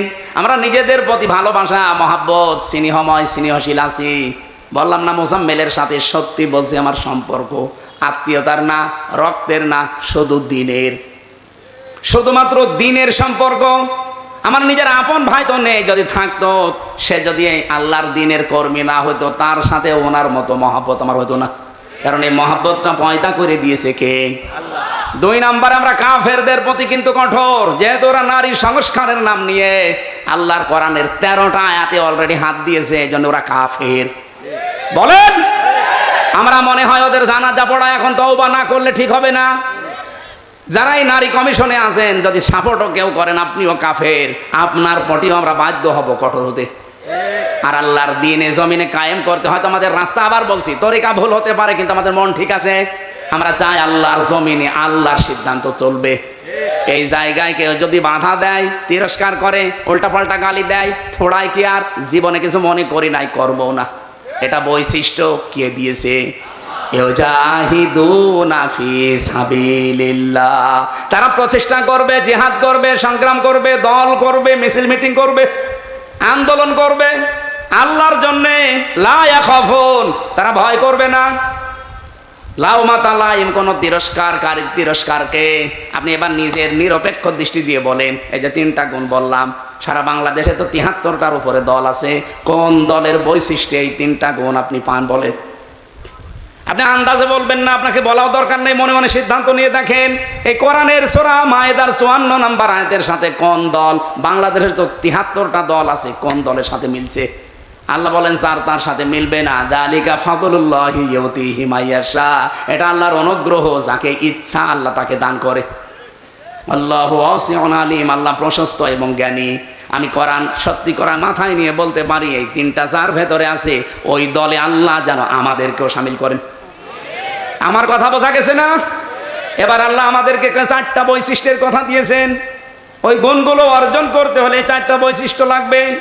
55 নম্বর আয়াতে আছে, আর 56 নম্বর আয়াতে আছে এই দল বিজয়ী হবে। কারণ বিজয়ী হওয়া এটা আমি আল্লাহ আমার জন্যে আর ইমানদারদের জন্যে আমার রাসূলের পক্ষ থেকে আমি এটা লিখে দিয়েছি। কাতাবাল্লাহু লিআগলিবান্না আনা ওয়া রুসুলি। বিজয়ী হওয়া এটা আমি আল্লাহ আমার নিজের জন্য লিখে দিলাম। দুনিয়ায় যা কিছুই দেখো না কেন, সর্বশেষ বিজয়ের মালা পরবে কে? এটা আল্লাহ লিখে দিয়েছেন। এই জন্য আল্লাহ যেহেতু একটা দল নিচে তৈরি করে দেবে, ওই দলের বৈশিষ্ট্য যেগুলো বললাম এগুলো সেই দলের ভেতরে পাবেন, মনে করবেন ওদেরকে আল্লাহ নিজে বানিয়েছে। এই আয়াত আমি নিজে এখন বানালাম। এত সহজ বাংলায় বলার পরও কিছু মানুষ এখনো বোঝে না। আমার মনে হয় ও আজরাইল দেখার আগে আর বুঝবে না। এখন আপনার ভেতরে যা ভালো লাগে তাই করেন, যান, আপনাকে ছেড়ে দিলাম। ফাসাউফা ইয়াতিল্লাহু বিকওমিন, অতি শীঘ্র একটা দল আমি বানিয়ে দেব, সেই দলকে ইউহিব্বুহুম ওয়া ইউহিব্বুনাহু, তারা আমাকে ভালোবাসবে, আমিও তাদের ভালোবাসবো। আপনি খেয়াল করে দেখেন, এই গুণগুলো যাদের ভেতরে পাবেন আপনি তাদের সাথে অ্যাক্টিভ হবেন, মনে করবেন আল্লাহ আপনাকে এই দলে শামিল করে নিয়েছে। আর যাকে তাকে তো করবেও না। কি করবে? কালকে লালপুরের আলোচনা এটাই ছিল, আল্লাহ যাকে তাকে তার দিনের কাজ একামতে দিন প্রতিষ্ঠার জন্য নিয়ে যায় না। আল্লাহু ইয়াজতাবি ইলাইহি মাইয়াশা ওয়া ইয়াহদি ইলাইহি মাইয়ুনিব, যে লোকটা মন থেকে আল্লাহর দিকে ফিরে আসতে চায় তাকে আল্লাহ এই কাজের জন্য নির্বাচিত করে। এই দেশে লক্ষ লক্ষ মানুষ আছে, সবাই একামতে দিনের কাজে লাগে না। যাকে আল্লাহ ভালোবাসে, যাকে আল্লাহ নির্বাচিত করেছে, যাকে আল্লাহ বাছাই করেছে, তাকে এই কাজে লাগায়। এখন আপনি বাসায়ের ভেতরে নেই, আপনি আছেন ছাটায়ের ভেতরে, তা আপনাকে আমি জোর করে নিয়ে আসবো কি করি? আমার কথা বোঝা গেছে? না বুঝলে এখানে আসেন, আসেন, এদিকে আসেন। আমি আশা করি আমার আয়াত আমি অল্প কথায় হলেও বোঝাতে পেরেছি। আল্লাহ যেহেতু একটা দল তৈরি করে দিয়েছেন, এই দলের বৈশিষ্ট্য বললাম, যার সাথে মিলবে, যদি আওয়ামী লীগের সাথে মেলে ওনাকে আবার নিয়ে এসে আবার দল করেন, যদি বিএনপির সাথে মেলে বিএনপির সাথে করবেন, জামাতের সাথে মেলে জামাতের সাথে করবেন, যার সাথে মেলবে এইটার পক্ষে আমরা থাকতে চাই। এর বাইরে কোনো বাবা দাদা খালুর কথা আমরা আর শুনতে রাজি না। এতদিন শুনি শুনি কপালে আগুন লাগিয়েছি। আল্লাহ আমাদেরকে যে দল একটা তৈরি করার কথা বললেন, ওই দলের বৈশিষ্ট্য দিলেন, কোরআন থেকে শুনলাম। এই দলে অন্তত দয়া করে আমাকেও যেন শামিল করেন, আমাকে যেন বাছাইয়ের ভেতরে রাখেন, ছাঁটাই করে না দেন। আল্লাহর একটা নিয়ম আছে, ছাঁটাই আর বাছাই। আল্লাহ আন্দাজে কাউকে কেউতে খালি খালি ছাঁটাইও করে না, কাউকে বাছাইও করে না। বাছাই করতেও কিছু নিয়ম আছে, ছাঁটাই করতেও কিছু নিয়ম আছে। বাছাই করার নিয়ম কি? এই যে গুণগুলো আস্তে আস্তে পয়দা করে দেবে। আর ছাঁটাই করার নিয়ম হচ্ছে গুণ পয়দা করার জন্য আল্লাহ তার মন তৈরি করে দেয়, কিন্তু এই লোকটার মনই নেই। এই যে গিরিশচন্দ্র সেন, এই লোকটা পড়া কোরআন শরীফের বাংলা করেছে, পুরাটা, এবং কি তাফসির লিখেছে, কিন্তু লোকটা মুসলমান হয়নি। আপনি নরসিংদী যান, ওর বাড়িতে ওকে পুড়িয়ে ফেলেছে, ওর বাড়িটা আছে। আমি নিজে গিয়ে দেখেছি এই লোকটা কোরআন ওর জীবনী নিয়ে পড়ছিলাম। কোরআন শরীফ বাংলা করেছে, আপনি যা যা মনে করছেন অর্থ করে তাফসির করেছে। আর তাফসির যারা করে, যারা এখানে বসে জিজ্ঞাসা করেন, এক একটা শব্দের কমপক্ষে একাধিক, অন্তত 3টা শব্দের অর্থ তো জানাই লাগবে। দরবা মানে মারা, দরবা মানে দৃষ্টান্ত দেওয়া, দরবা মানে সফর করা, এরকম 33টা অর্থ আছে এক একটা শব্দের। লক্ষ লক্ষ শব্দ আছে, প্রতিটি শব্দের এরকম 33টা কমপক্ষে অর্থ আপনি জানবেন। এই জানার পরে কোন জায়গায় কোন অর্থ সেট হয়, অ্যাপ্রোপ্রিয়েট হয়, পারফেক্ট হয়, ওইটা ওই জায়গায় বসাবেন, তারপরে তাফসির লেখা সহজ হবে। এই হিন্দু আমার চাইতে কোরআন শরীফ কত বেশি পড়েছে। এখানে ইনি আলেম কিনা জানি না, হাসি তো যত আলেম বসে আছে আমি গ্যারান্টি দিয়ে বলতে পারি, একজনও বুকে হাত দিয়ে বলতে পারবেন না যে পড়া কোরআন শরীফের প্রতিটি শব্দের অর্থ আমার জানা আছে। ও পুলিশকে জিজ্ঞাসা করেন, পুলিশও পারবে না। পারবেন না? না, ওরা তো এই লাইনের লোক না, জেনারেলে শিক্ষিত, আলেমরাই পারবেন। আমি নিজেও আমার মনে নেই ভাই, আমি সত্যি কথা বলছি। আমি পড়েছিলাম, পুরাটা শেষ করেছি, তাও একবার 2বার না, কমপক্ষে 70 বারের উপরে জেলখানায় থাকতে পড়েছি। অনার্স মাস্টার্স করার সময় তো কত সবার পড়েছি, আমার সব মনে নেই। এখন আবার স্টাডি করা লাগবে। আজকের আয়াতের প্রত্যেকটা শব্দের অর্থ আমার মনে আছে, কিন্তু পুরা কোরআন শরীফের আমার মনে নেই। অথচ বেটা হিন্দু মানুষ, কি মেধা ছিল বলেন তো, প্রতিটি শব্দের একাধিক অর্থ একেবারে নখদর্পণে। তাও যেখানে যেটা খাটে, যেখানে যেটা মিল হয়, ঠিক ওইভাবে লিখেছে পুরা কোরআন শরীফে। অথচ লোকটা মরে যাওয়ার পরে ঈমান পায়নি, মরে যাওয়ার পরে জানাজা হয়নি, কবরে দেয়নি, আগুন দিয়ে পুড়িয়ে ফেলিস। কারণ ও আল্লাহর বাছাইয়ের ভেতরে ছিল না, ছাঁটাইয়ের ভেতরে ছিল। আল্লাহ আপনাকে বাছাই করবে না ছাঁটাই করবে, এটা আপনার মনের ওপরে। এখন আপনি কি করবেন সিদ্ধান্ত নিয়ে বাড়ি যান। সূরা আম্বিয়ার তাফসীর পড়তে গিয়ে পেয়েছিলাম, হযরত ইব্রাহিম নবীকে আল্লাহ যখন সাহায্য করার জন্য ফেরেশতা পাঠিয়েছিলেন, ওই সময় তিনি আল্লাহর প্রতি এমন ঈমান দেখিয়েছেন, আল্লাহ পাক বলেন ইব্রাহিম আলাইহিস সালামের জন্য আমি আল্লাহ আগুনকে কুলনা ইয়া নাহরু কুনি বারদান ওয়া সালামান আলা ইব্রাহিম। কুলনা আমি নিজে বলেছি, এখানে অন্য কাউকে আমি বলতে বলিনি। ইব্রাহিমের ঈমান দেখার পরে আমি আল্লাহ এত বেশি খুশি হয়েছি যে ফেরেশতা জিবরাইলের সাহায্য সে নিতে রাজি না, মিকাইলের সাহায্য নিতে রাজি না। আমি আল্লাহ এত বেশি পছন্দ করলাম তার এই কথাটাকে, শেষ পর্যন্ত বলেছি ঠিক আছে বল না, আমি নিজে এখানে কর্তা হয়ে গেছি, আমি নিজে কাজ করছি, নিজে আমি ফাইল। ইয়া নারু, হে আগুন, কোনি হয়ে যাও বারদান, ঠান্ডা। আল্লাহ বারদান দেওয়ার পরে সালামান শব্দ মাঝখানে যদি না দিয়ে একবারে দিতেন আলা ইব্রাহিম, আমার ইব্রাহিমের প্রতি ঠান্ডা হয়ে যা। আল্লাহর হুকুম পাওয়ার সঙ্গে সঙ্গে আগুন এত বেশি ঠান্ডা হয়ে যেত, তখন আবার লেপ তোষক লাগতো গরম করার জন্য।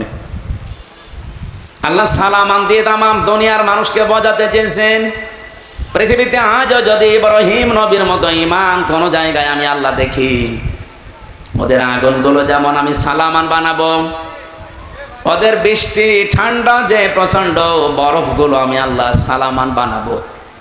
সালামান দিয়ে তাফসিরে ফি জিলালিল কোরআনে সাইয়্যিদ কুতুব লিখেছেন, এই শব্দটা যদি আল্লাহ না দিতেন ইব্রাহিম নবী কিন্তু আগুনের ভেতরে 40 দিন থাকতে পারতেন না। এত বেশি ঠান্ডা হয়ে যেত যে থাকার অযোগ্য হয়ে যেত জায়গাটা, এবার বরফ হয়ে যেতেন। আল্লাহ বলেন যদি সালামান না দিতাম আগুনটা একটু গরম থাকতো, তখন আবার ফ্যান দেওয়া লাগতো জিবরাইল মিকাইলকে দিয়ে, যে ফ্যান নিয়ে যাও অথবা এসি সেট করো, পাখা নিয়ে যাও। না, এমন শব্দ আমি চয়ন করে লাগিয়ে দিয়েছি, সালামান মানে শান্তি, একেবারে গরমও না ঠান্ডাও না। এই জায়গাটা অন্তত আমি আল্লাহর নির্দেশ যতদিনের পরে না আসে ততদিন এটা নাতি সাতিষ্ণ হয়ে যাও। এয়ার কন্ডিশন যেটা বলা হয়, নয় ঠান্ডা নয় গরম, এরকম একটা পরিবেশ তৈরি হও। আগুন হুকুম মেনে তাই হয়েছিল 40 দিন। পরবর্তীতে হযরত ইব্রাহিমের নাতনি যারা তারা জিজ্ঞাসা করতো, দাদা দুনিয়ার জীবনে আপনি সবচাইতে শান্তি পেয়েছেন কত? উনি বলেছিলেন, এই পৃথিবীতে যতদিন আমি হায়াত পেয়েছি সবচাইতে বেশি শান্তি সুখে আরামে ছিলাম ওই 40 দিন যখন আগুনে ছিলাম। তার মানে আগুনের ভেতরেও শান্তি দিতে পারে কে? সব কিছুর ওপরে যেন ওনার ক্ষমতা চলছে। মনে হচ্ছে আল্লাহ রাখবে না, কারণ এখন এরা আর পৃথিবীর কোনো মানুষের টার্গেট নেই, এরা সরাসরি টার্গেট হয়ে গেছে আমার আল্লাহ। এবার একটা পরিচিত আয়াত শোনাচ্ছে, ইন্নামাস সাবিলু আলাল্লাযীনা ইয়াযলিমুনান নাস ওয়া ইয়াবগুনা ফিল আরদি বিগাইরিল হক।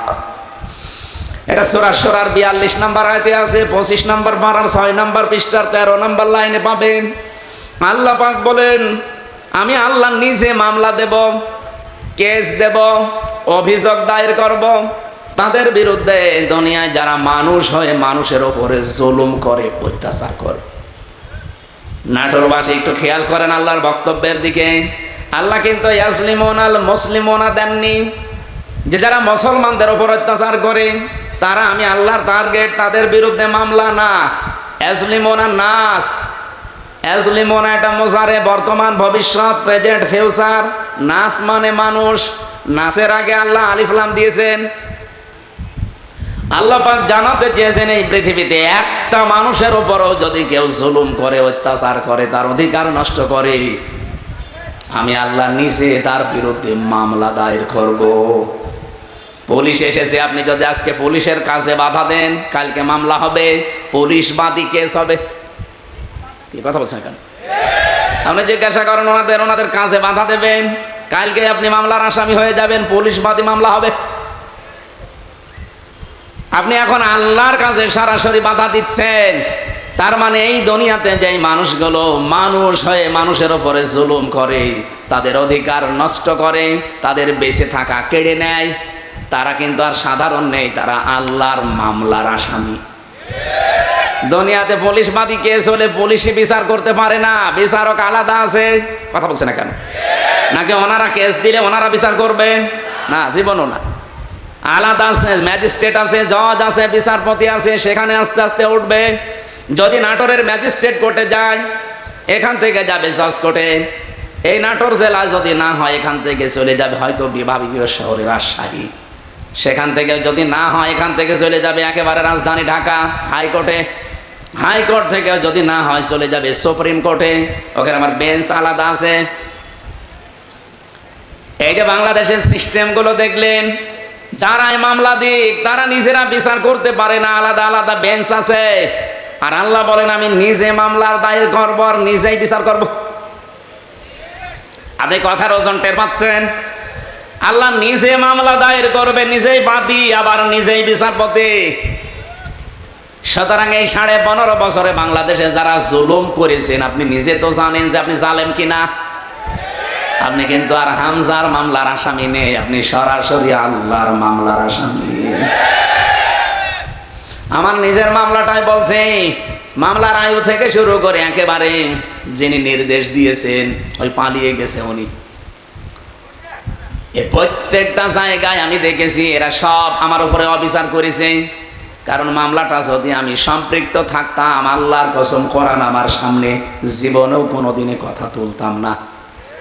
কোরআন আমি মাথায় নিয়ে বলতে পারবে মামলা সম্পর্কে, আল্লাহর কসম আমি কিচ্ছু জানি না। আনসারুল্লাহ বাংলা টিমের প্রধান নাকি আমি, অথচ ছাতা যে কি আমি আজ পর্যন্ত জানি না। এমনকি মামলার আইও পুলিশ, উনি নিজেও বলতো আমারে যে হুজুর আমিও জানি আপনার কোনো দোষ নেই, করেন কেন? উপরের নির্দেশ। সব এইভাবে চলছিল। তারপরেও তো আমার মামলার আইও নিজে বিচার করতে পারে নাই। মামলার বিচারপতি আলাদা, ম্যাজিস্ট্রেট যিনি রিমান্ড দেবে তিনি আলাদা, জজ যিনি বিচার করবে তিনিও আলাদা। আর আল্লাহ নিজে বিচার করবেন, আবার নিজেই মামলার বাদী। আপনি পারবেন না বাঁচতে। এই জন্য আমার ভয় হয় আপনাদের নিয়ে, যারা জুলুম করে ফেলেছেন, যার উপরে জুলুম করলেন তার কাছে যে আপনি আগে ক্ষমা চেয়ে নিন। যদি না পান জীবনও আল্লাহ আপনাকে মাফ করবে না, কারণ এটা আল্লাহর দায়িত্বে নেই। এটা হক্কুল্লাহ না, এটা হক্কুল ইবাদ। হক্কুল্লাহ হলে আল্লাহ মাফ করে দিত, আপনি নামাজ পড়েননি, রোজা রাখেননি, হ্যাঁ এটা আল্লাহর অধিকার। আপনাকে আল্লাহ ইচ্ছা করলে মাফ করে দেবে, ইচ্ছা করলে শাস্তি দেবে, এখানে কারো কোনো প্রশ্ন নেই। কিন্তু আপনি মানুষ হয়ে মানুষের অধিকার নষ্ট করলেন, তাদের বেঁচে থাকার অবলম্বন কেড়ে নিলেন, জীবনও আপনাকে আল্লাহ মাফ করবে না। এটা আল্লাহ তার উপরে দিয়েছে যার অধিকার আপনি নষ্ট করেছেন। তাফসীরে তাবারির ভেতরে একটা কাহিনী আছে, এটা সত্য মিথ্যা যাচাই করা না, আমি শুধু শিক্ষার জন্য বলছি। দুনিয়াতে যেই মানুষগুলো মানুষ হয়ে মানুষের উপরে জুলুম করে, ওদের জীবনের কোনো আশা আমার আল্লাহ আর পূরণ করেন না। আপনি সূরা এটা হুদের ভেতরে পাবেন তাফসীরে, ওয়া রাসূলুহুল মাবউসু ফিনা বিল হুদা ওয়া দীনিল হাক্কি লিযুহিরাহু আলাল আদিয়ান সাল্লাল্লাহু আলাইহি ওয়া আলা আলিহি ওয়া আসহাবিহিল কিরাম মা দামাশ শামসু ওয়াল কমারু বিজরিয়ান ওয়ান নাজমু ওয়াশ শাজারু ইয়াসজুদান ফাউযু বিল্লাহি মিনাশ শাইতানির রাজীম বিসমিল্লাহির রহমানির রহিম ইয়া আইয়ুহাল্লাযীনা আমানু মান ইয়ারতাদ্দা মিনকুম আন দীনিহি من يرتد منكم عن دينه فسوف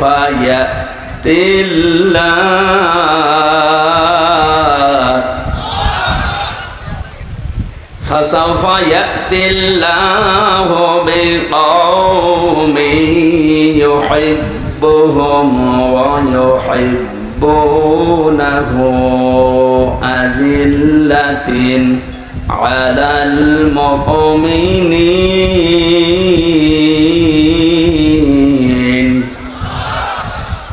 أذلة على المؤمنين أعزة على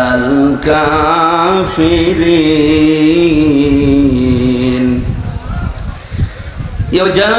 يجاهدون في سبيل الله ولا يخافون لومة لائم ذلك فضل الله يؤتيه من يشاء والله واسع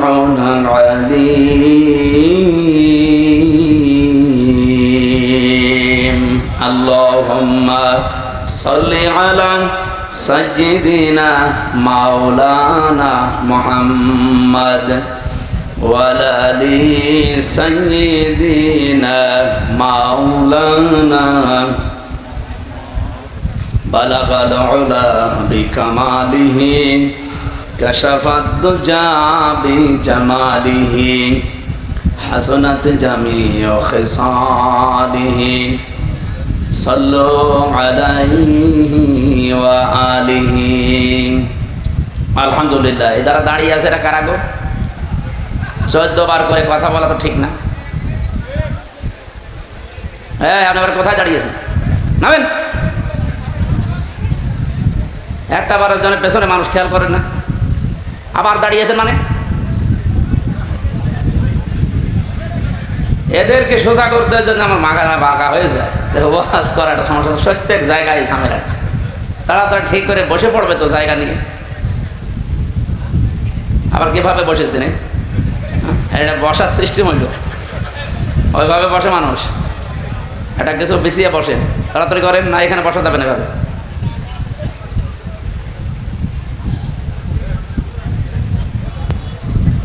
আরে ভাই আপনি কি কিসের অস্ত্র নিয়ে আপনি ঘোরাঘুরি করেন? মোবাইলটা কেড়ে নিতে পারছেন না? হ্যাঁ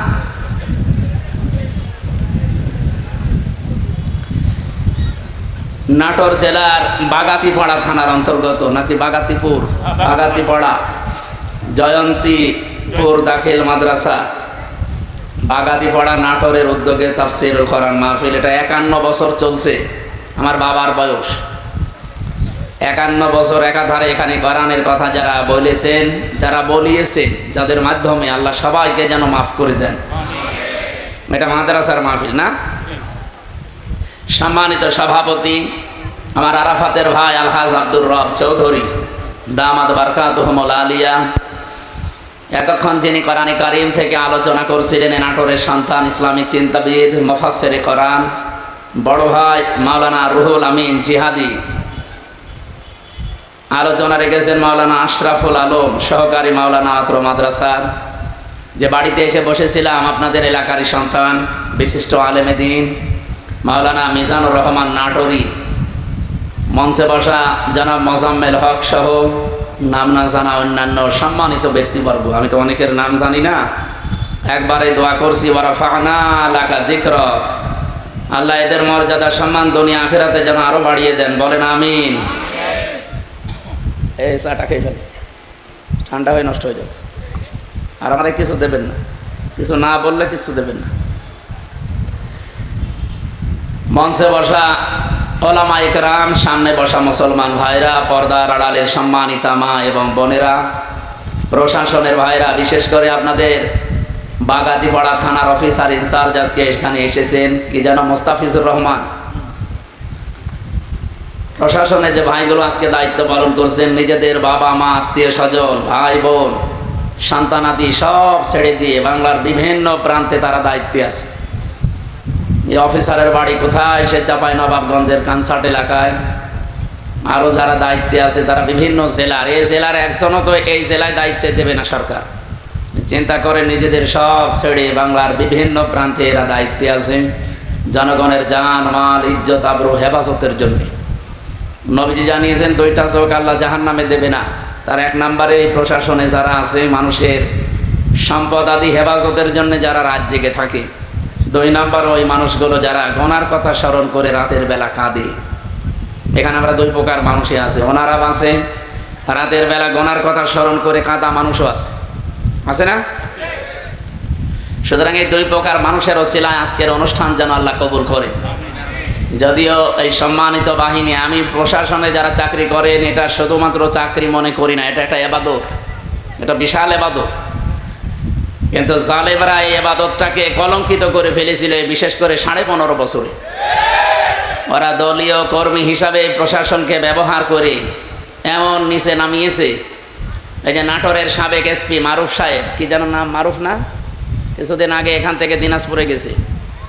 আমি ওনার সাথে সাক্ষাতে ছিলাম, কিছুদিন আগে এসেছিলাম এখানে, উনি যখন এসপি ছিলেন নাটোরে। উনি আমার বলছিলেন আবু সাইদ যেভাবে বুক পেতে দিয়েছে, এই জায়গায় প্রশাসন গুলি না করলেও পারত। ওকে বুক পেতে দিয়েছে, সে গুলি করেন এই বই মনে করি। ও বিশ্বাস নিয়েছিল যে অন্তত প্রশাসন আমাকে গুলি করবে না। তো যারা গুলি করেছিল এরা তো আর প্রশাসন ছিল না, ছিল না, এরা সব দলীয় বাহিনী হিসাবে ব্যবহার হচ্ছিল। এই একটা জালেমা মহিলাকে টিকিয়ে রাখার জন্যে এদের পোশাকটা পর্যন্ত এখন জাতির কাছে কলঙ্কিত।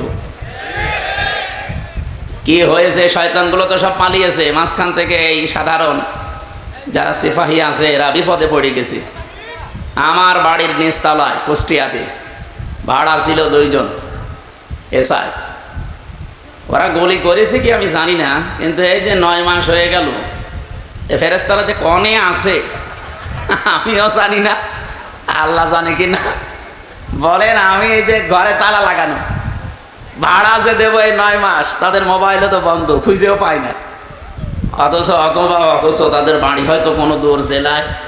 এখন সে কি যাবে, সে দূর জেলায়, সে দিনাজপুরে বাড়ি কোথায়, কার পঞ্চগড়ে বাড়ি, এত দূর থেকে তার বাড়ি আমি চিনি, তার কাছে চাবি নিয়ে আসতে যেতেই তো আমার আরো 2000 টাকা খরচ হবে। এই একটা ঝামেলায় আছে। ম্যাডাম রে বললাম যে বাড়িওয়ালার স্ত্রীকে কল দেন, ওর বউ আল্লাহ রাস্তায় গেছে। কি একটা বিপদে ফেলে দিল তাদেরকে।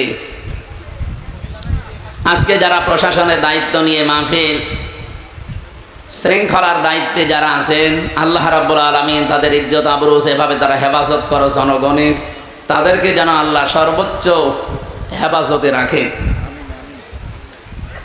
দল মত জাতি বর্ণ ধর্ম নির্বিশেষে আজকের এই অনুষ্ঠান, এটা কি দলীয় অনুষ্ঠান নাকি? না, কোরআনের অনুষ্ঠান। হাযা বায়ানুল লিন্নাস হুদাল লিন্নাস, মানুষ পদবাচ্চে যারা আমরা বিবেচিত তাদের জন্য আল্লাহ কোরআন দিয়েছেন। আর আমরা এসেছি আল্লাহর বান্দা মানুষ হয়ে। এখানে মুসলমান থাকতে পারেন, অন্য ধর্মের লোকও থাকতে পারেন, কোনো অসুবিধা নেই। কোরআন যেহেতু সবার জন্যে, আর আমি তো এখন দলীয় পরিচয় নিয়ে আপনার এখানে বসি নাই, আমি এখন কোরআনের আলেম। কোরআন যেহেতু সবার, আলেমও আমি এখন সবার। যদিও জায়গাটা মনে হচ্ছে ভেজা, না বৃষ্টি হয়েছে, আর কিছুক্ষণ থাকলে ঠান্ডা উঠবে, আমরা জানি। কষ্ট করছেন, কোনো এবাদতে কষ্ট বেশি হলে সওয়াব বেশি হয়। এই জন্য আজকে একটু কষ্ট করা যাবে না, ঘন্টাখানিক। দল মত জাতি বর্ণ ধর্ম নির্বিশেষে যেহেতু এসেছি, আমরা খুশি আজকে, বলেন আলহামদুলিল্লাহ। পৃথিবীতে আমরা এই যে আসার সময় আজকে পড়ছিলাম, চারটা জিনিসকে আল্লাহ নিজে রহমত বলে ঘোষণা দিয়েছেন। তার এক নম্বরে বৃষ্টি। এই যে বৃষ্টি হয়েছে, বৃষ্টির যদি না হতো মানুষ অনেকে এই নামাজ আদায় করে, ইস্তেসকার নামাজ, বৃষ্টির জন্য নামাজ পর্যন্ত মানুষ আদায় করে যে আমাদের বৃষ্টি দেন। শুধু আমরা না, পৃথিবীর অন্যান্য জাতি যারা আছে, বিশেষ করে সৃষ্টি জগতে, তারা কত কষ্টে আছে বৃষ্টি না হলে। এই জন্য বৃষ্টি এটা আল্লাহর রহমত। আল্লাহ রাব্বুল আলামিন এই নোনা পানিগুলোকে সাগর থেকে বাষ্পীয় আকারে তুলে নিয়ে যান, ওখান থেকে আল্লাহ নিজে ফোঁটা ফোঁটা এগুলো নাজিল করে। আসসামাই যাতির রাজিই ওয়াল আরদি যাতিস সাদিই ইন্নাহু লাকাউলুন ফাসলুন ওয়া মা হুয়া বিল হাযল। আল্লাহ পাক বলেন, আকাশের কসম যে পানি ধারণ করে আছে, এত লক্ষ লক্ষ গ্যালন গ্যালন পানি আকাশ ধারণ করে আছে, যদি ছেড়ে দিত একবার তামাম দুনিয়া সাগর হয়ে যেত। আরদি যাতিস সাদিই, জমিনের কসম যে জমিন এই পানিকে বৃষ্টিকে শোষণ করে নেয়। আকাশ যদি বলতো না আমি এই বৃষ্টি আমার বুকে রাখবো না, জমিন যদি বলতো আমার পেটে আমি এই পানি নিতে পারবো না, তামাম দুনিয়ায় আমরা বাস করতে পারতাম। আল্লাহর তো কিচ্ছু লাগতো না, শুধুমাত্র বৃষ্টি দিয়ে আমাদের শেষ করে দিত। এই জন্য আল্লাহর সাথে পাল্লা দিয়েছে, পারা যায় না।